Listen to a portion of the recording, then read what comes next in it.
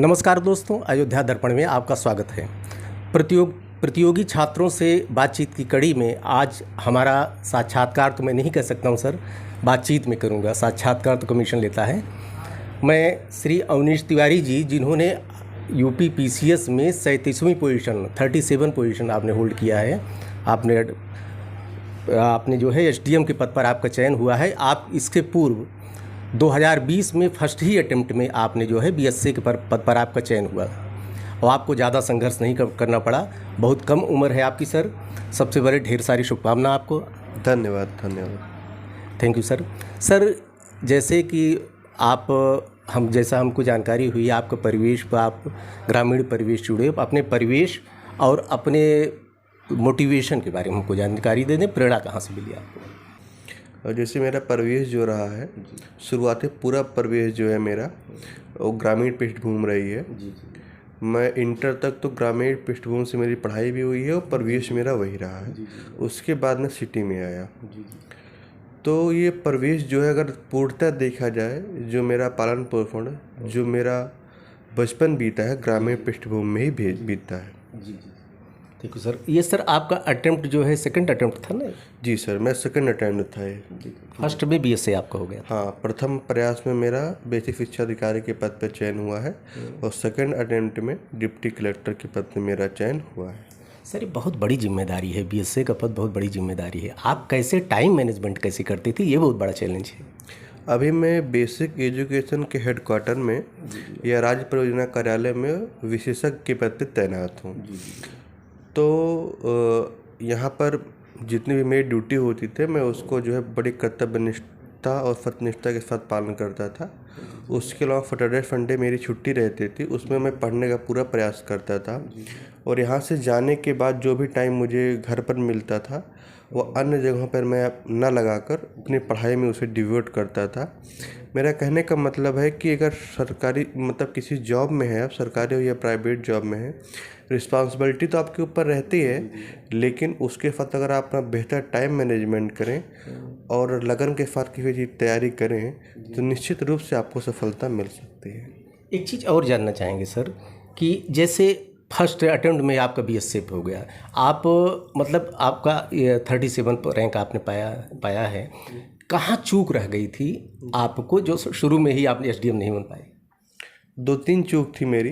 पहली चूक थी कि आंसर राइटिंग में मैं उतना परिपक्व नहीं हो पाया था जितना मुझे परिपक्व होना चाहिए था।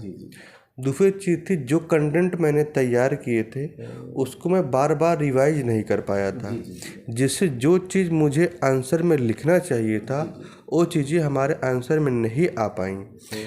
तो मुझे लगता है कि 2 चीज़ें बहुत बड़ी रहीं, जिसकी वजह से कुछ ही नंबर से जो है मेरा डिप्टी कलेक्टर के पद पर चयन नहीं हो पाया था। एक चीज़ और जानना चाहेंगे सर, सिविल की तैयारी, जैसे लोग आजकल पहले से प्रिपरेशन शुरू कर देते हैं, तो सिविल की तैयारी कब से शुरू करनी चाहिए? मुझे लगता है कि अगर आपका अल्टीमेट गोल या एंड गोल आपका सिविल सर्विसेज में जाना ही है, तो अर्ली पीरियड में तैयारी करने अत्यंत आवश्यक है, ज़रूरी है। क्योंकि अर्ली एज में आपके पास मोटिवेशन रहता है, आपके पास हार्ड वर्किंग करने की क्षमता रहती है, बहुत चीज़ें होती हैं। अगर कोई बात नहीं, अगर आप अर्ली एज में तैयारी नहीं कर पा रहे हैं या आप उस समय उस क्षेत्र में नहीं जाना चाह रहे थे, बाद में आपका मूड बनता है, तो बाद में भी आप आ सकते हैं। ये तैयारी मुख्यतः 1.5-2 साल में आपकी कंप्लीट हो जाती है। अगर आप अच्छे से तैयारी करें, 100% अपना दें, तो आप किसी भी फेज में आकर, जब आपको लगता है कि मुझे इस सर्विसेज में जाकर देश के लिए, समाज के लिए या जो है कुछ और करना है, तो इस क्षेत्र में आप आ सकते हैं। सर, एक चीज़ और, कोचिंग की क्या इम्पोर्टेंस रही आपकी लाइफ में?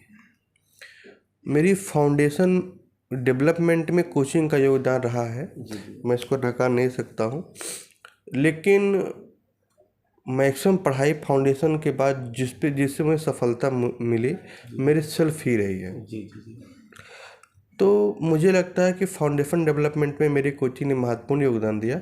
उसके बाद उस फाउंडेशन के बेस पर मैंने खुद तैयारी की, प्रीवियस ईयर का पेपर मैंने देखा, उसका अनुमान लगाया और सिलेबस के अकॉर्डिंग मैंने तैयारी की, जिससे मुझे सफलता मिली। सर, पढ़ने में कैसे छात्र रहे हैं आप? टॉपर रहे हैं या एवरेज रहे हैं पहले?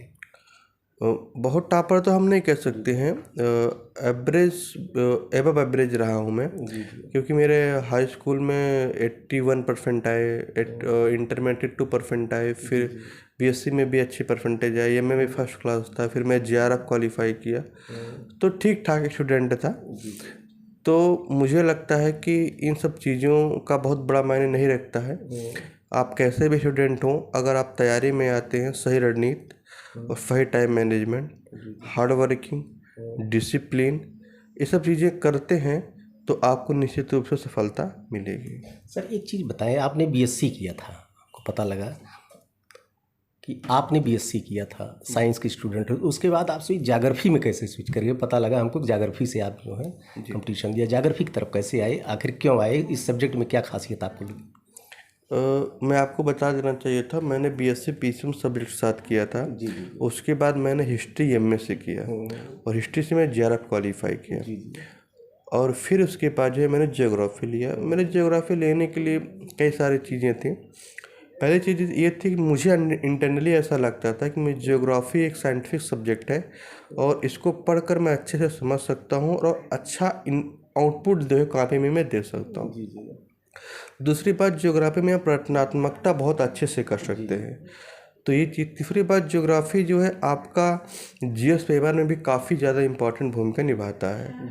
चौथी चीज़, एडमिनिस्ट्रेशन में भी जो है ज्योग्राफी काफ़ी महत्वपूर्ण योगदान देता है। और पांचवी चीज़, ज्योग्राफी में रचनात्मकता है, क्रिएटिविटी आप कर सकते हैं, इसका बेस लेकर आप अन्य जीएस के पेपर में भी क्रिएटिविटी कर सकते हैं। तो ये सब चीज़ें नहीं जिसकी वजह से जो है मैंने ज्योग्राफी ऑप्ट किया। सर सिविल 3 चरण में होता है, प्री, मेंस और इंटरव्यू, साक्षात्कार। तो बताइए सर, तीनों चरणों की क्या क्या स्ट्रेटजी आपने अपनाई? मैं प्रीलिम्स की बहुत शार्ट में आपको बताना चाहता हूँ मेरी क्या जो है स्ट्रेटजी रही है। मैं 5 सूत्रीय फार्मूला पे काम करता था। पहली चीज़ तो जो प्रीवियस ईयर पेपर आए हैं उनको पूरी तरीके से सॉल्व करना, चाहे उत्तराखंड पीसीएस हो, चाहे एमपी पीसीएस में आए हुए पेपर हो, चाहे यूपीएससी में आए हो, चाहे बिहार पीसीएस में आए हो, चाहे राजस्थान पीसीएस में आए। पहली चीज़ तो ये हो गई, प्रीवियस ईयर सॉल्व करता था। दूसरी चीज़, खूब ज़्यादा मैं मॉक टेस्ट देता था। तीसरी चीज़, जो हमारे बेसिक या अच्छी बुकें हैं जिसको सभी लोग पढ़ते हैं, उसको मैंने जो बार बार रिवीजन किया, उसी पर मैं टिका रहा। उसके अलावा मैंने और ज़्यादा किताबें नहीं पढ़ी। तीसरी चीज़, मैंने करंट अफेयर्स, चौथी चीज़ मैंने करंट अफेयर्स अच्छे से तैयारी किया। और पांचवी चीज़ जो सबसे ज़्यादा इंपॉर्टेंट रही, मैंने जो है पेपर के पूर्व भी जो है सभी विषयों के लगभग जो है 60 नोट्स तैयार कर लिए थे। तो ये 5 सूत्रीय मेरी फार्मूला रहा जिससे मुझे प्रीलिम्स में सफलता के लिए महत्वपूर्ण योगदान दिया।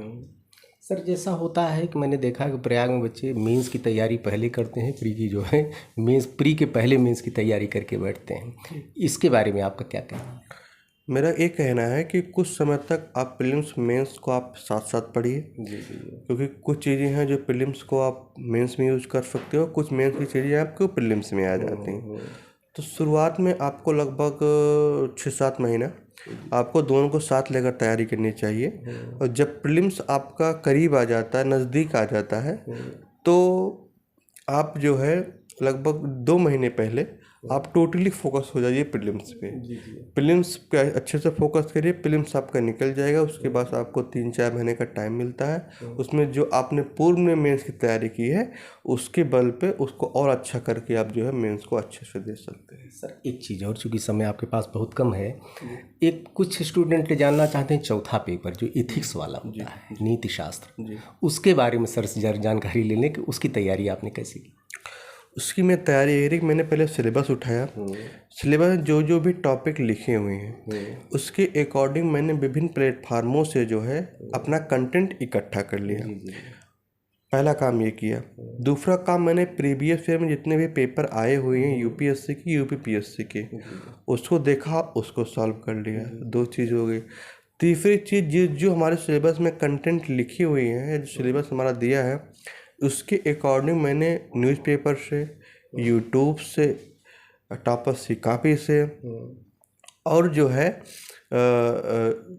सेकेंड ARC से, और जो है मैंने विभिन्न प्लेटफार्मों पे जो है मैंने वो एग्जाम्पल कलेक्ट कर लिए। एग्जाम्पल को मैं करेक्ट करके रखा था और हर एक आंसर में मैं एग्जाम्पल डालने का प्रयास करता था। चौथी चीज़ आपको जिसमें करना, सेकंड ऐप से कि जो फोर्थ रिपोर्ट आती है उसको पढ़ना है और उसके शॉर्ट नोट बना के रख लेना है, उसको हर आंसर में आपको यूज करना है। तो मेरी स्ट्रेटजी सिंपल रही और मुझे लगता है अगर ये सब चीज़ आप फॉलो करते हैं तो आपको फोर्थ पेपर में सफलता मिलेगी। सर ये वैकल्पिक विषय का की क्या इम्पोर्टेंस है? वैकल्पिक विषय के संदर्भ में बड़ा सशंकित रहते हैं। कुछ कंपटीशन टाइप कम्पिटिटिव सब्जेक्ट ही होते हैं जी अब कुछ होते हैं जैसे पहले प्रीलिम्स होता था वो सब्जेक्ट प्री माइंडेड होता था। जी। तो सर आप थोड़ा वैकल्पिक विषय के बारे में बता दें, इसकी क्या इम्पोर्टेंस है? वैकल्पिक विषय काफ़ी इम्पोर्टेंस है। जैसे हमारे पीसीएस में 400 नंबर का वैकल्पिक विषय आता है, तो मुझे लगता है काफ़ी इम्पोर्टेंट लगता है, काफ़ी वेटेज रहता है। इसलिए मैं छात्रों को, आगामी जो छात्र हैं जो एग्ज़ाम में पार्टिसिपेट करना चाह रहे हैं, उनको मैं सलाह देना चाहूँगा कि ऐसा आप ऑफलाइन पेपर चूज करें जो अच्छा स्कोरिंग हो। दूसरी चीज़ वो उसमें अच्छे कंटेंट आपको उपलब्ध हों। तीसरी चीज़ उसमें आपकी रुचि हो। ये सब चीज़ें होनी चाहिए जिसका चुनाव आपको ऑफलाइन पेपर करते समय करनी चाहिए। एक और छात्र जानना चाहते हैं सर कि आज के समय में जो कि कंपटीशन बहुत टफ होता जा रहा है, कोई ज़रूरी नहीं जिसकी आप तैयार वो आपको मंजिल मिल ही जाए, इसलिए क्या बी प्लान लेकर चलना चाहिए कि नहीं? ये बहुत ही आज के समय में ये प्रश्न उठ रहा है ज़्यादा। देखो, ये डिपेंड करता है आपके फैमिली बैकग्राउंड कैसी है।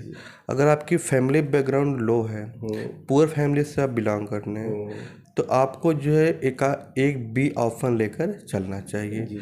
दूसरी चीज़, अगर आपकी फैमिली बैकग्राउंड बहुत अच्छी है कि वो आपके या माँ बाप, आपका फैमिली आपको 3-4 साल 5 साल सर्वाइव कर सकता है, आपको पढ़ा सकता है, सपोर्टिव है, तो मुझे लगता है कि पूरा फोकस आपको जो है सिविल सर्विसेज पे ही करनी चाहिए। सर मीडियम का कितना असर होता है? तो मीडियम का अभी तो ये चर्चा चलती रहती है कि Hindi medium versus English medium. जी बहुत चर्चा चलती है।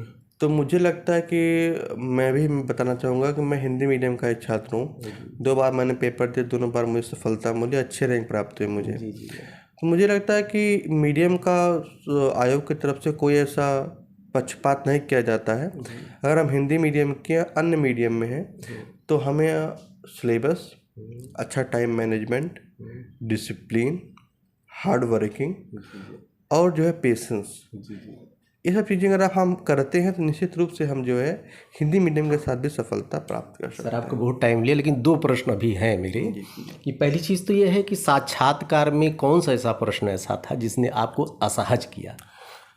मेरे ऑप्शनल से ही 2-3 प्रश्न ऐसे थे जो मुझे नहीं आ रहे थे। शायद मैं पढ़ा नहीं था, उसके विषय मुझे जानकारी नहीं थी। जैसे उन्होंने पूछा कि हिमालय को नापने के लिए समिति गठित की गई है, उस समिति के अध्यक्ष कौन है? ये मुझे नहीं पता था। ठीक। दूसरा उन्होंने पूछा कि विश्व में ऐसी कौन सी ज्वालामुखी जिसकी लोग पूजा करते हैं?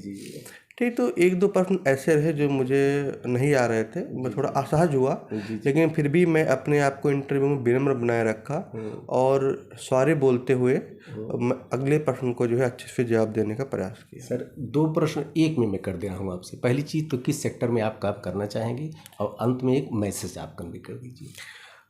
मेरा यही मूलभूत उद्देश्य है कि मैं शिक्षा व्यवस्था, स्वास्थ्य व्यवस्था और जो सरकार की कल्याणकारी योजनाएं चल रही हैं उनको ग्राउंड लेवल पर मैं इम्प्लीमेंट करना चाहता हूं। मैं चाहता हूं कि मैं एक अच्छा प्रशासक बनूं और मैक्सिमम लोगों का कल्याण कर सकूं, तभी मेरे जीवन की सार्थकता सिद्ध होगी। मैं आने वाले जो आगामी प्रतियोगी छात्र हैं मैं उनको सलाह देना चाहता हूं कि आप अगर हार्ड वर्किंग करते हो 100 में 100% या 100 में 99% आप सही डायरेक्शन में अपने साथ न्याय कर रहे हैं तैयारी में, तो मैं इस बात का गारंटी दे सकता हूं कि आपको सफलता ज़रूर मिलेगी।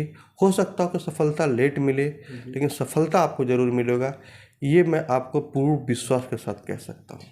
अयोध्या दर्पण को सर समय दिया आपने, इसके लिए ढेर सारी शुभकामना, बधाई आपको। अभी सर आईएएस तैयारी कर रहे नहीं आप? सर प्लान है तैयारी करने नहीं का। सर जरूर। जी। तो मुझे लगता है अगर मुझे टाइम मिलता है और मोटिवेशन ऐसे ही बना रहता है तो निश्चित रूप से मैं आगे बढ़ना चाहूँगा। तो अभी उम्र है सर, बहुत अटेम्प्ट सारे बचे होंगे मुझे लग रहा है सर। हाँ बिल्कुल बचे हुए हैं, लेकिन आगे जाने के लिए या जो है तैयारी करने के लिए मोटिवेशन और टाइम बहुत ज़रूरी है। अगर मुझे लगता है अगर मुझे मिलते हैं दोनों चीज़ें तो मैं निश्चित रूप से तैयारी करूँगा। ढेर सारी शुभकामनाएं सर, बधाई आपको एक बार फिर, धन्यवाद सर। Thank you.